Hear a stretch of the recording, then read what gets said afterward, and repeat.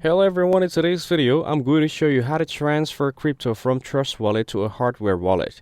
First, connect your hardware wallet, such as Ledger or Trezor, to your computer or mobile device. Open the wallet's companion app and create an account if it's new. Then, select the cryptocurrency you want to receive, such as BTC, ETH, or USDT, and copy the wallet's deposit address.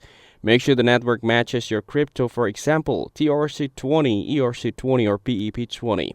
Next, open the Trust Wallet app and select the cryptocurrency you want to send. Tap on Send and paste the deposit address from your hardware wallet. Enter the amount you want to transfer and double check that the network matches.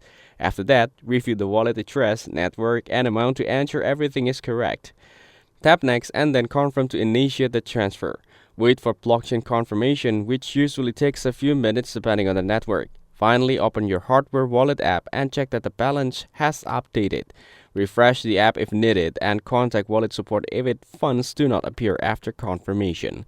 That's it. Thanks for watching. Don't forget to like and subscribe for more videos.